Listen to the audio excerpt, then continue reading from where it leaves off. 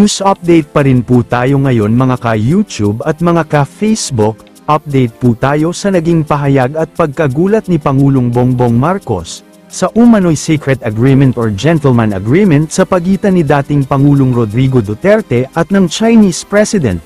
Narito po ang ilang mga impormasyon na atin na namang nakalap at ang mismong interview kay Pangulong Marcos. Ikinagulat ni Pangulong Ferdinand Marcos Jr. ang umano'y gentleman's agreement ni na dating Pangulong Rodrigo Duterte at Chinese President Xi Jinping, kaugnay sa isyu sa West Philippine Sea. Sinabi ng Pangulo na kung may katotohanan man ito, ay hindi nito maisip na nakompromiso sa pamamagitan ng lihim na kasunduan ang teritoryo at soberanya ng bansa. Wala aniyang dokumentasyon, walang record at hindi siya nasabihan ng maupo ito sa pwesto na mayroong ganitong usapan sa pagitan ni Duterte at President Xi. I am horrified by the idea that we have compromised in through a secret agreement, the territory, the sovereignty and sovereign rights of the Philippines. That is something we still have to clear it up, sabi ng Pangulo. Sinabi ng Presidente na hindi maganda kung may katotohanan man ang gentleman's agreement, kaya tinatanong niya ang mga dating opisyal ng administrasyon na iba-iba ang sagot. Binigyang diin ni Pangulong Marcos Jr. na hindi magandang sundan ang ganyang klase ng kasunduan kaya lilinawin niya ito kay Chinese Ambassador to the Philippines Wang Zilian pagbalik nito sa Pilipinas. At ipaliwanag niya, ano ba, sino bang kausap mo? Sino ba talagang kausap mo? Anong pinag-usapan ninyo? Anong pinag-agreehan ninyo? Was this an official thing or was it a personal thing? Ano ba ito? Dahil wala kaming record. Kahit saan ka tumingin, walang record, dagdag ng Pangulo. Sinabi ng Presidente na nakikipag-usap sila sa mga dating opisyal na nagsilbi kay Duterte at tinatanong ang tungkol sa gentleman's agreement subalit wala aniya silang nakukuhang malinaw na kasagutan.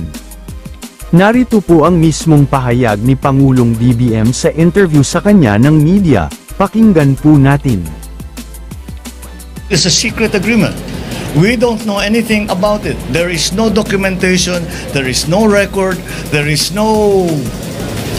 We were not briefed when I came into office. Walang nagsabi sa amin na merong ganong usapan.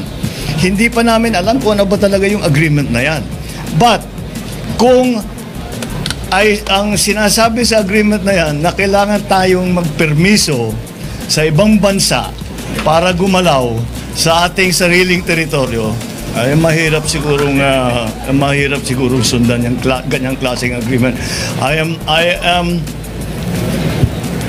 am horrified by the idea that we have compromised through a secret agreement the territory, the sovereignty, and the sovereign rights of the Philippines. That is something we still have to clear it up. We are waiting for Ambassador Wang to come back from Beijing na umalis siya, and I asked to see him. Baka siguro sa pagbalik na. At ipaliwanag niya, sino bang kausap mo? Sino ba talagang kausap mo? Anong pinag-usapan ninyo? Anong pinag-agrihan ninyo? Was this an official thing or was it a personal thing? Ano ba ito? Dahil wala kaming record. Kahit saan ka tumingin, walang record. So sikretong ginawa lahat ito. Bakit nila ginawa? Kung gagawin man nila, ba't pa nila ginawang sikreto? Nakakapagtaka nga eh. Kaya it's not a good situation. Ano po ang inyong masasabi tungkol sa usaping ito mga ka-YouTube at mga ka-Facebook? Comment lang po kayo. Kung nagustuhan nyo po ang videong ito, paki-like and share na lang po. At kung hindi pa po kayo nakasubscribe sa aming channel at naka-follow sa aming page, pa-subscribe at follow na lang din po.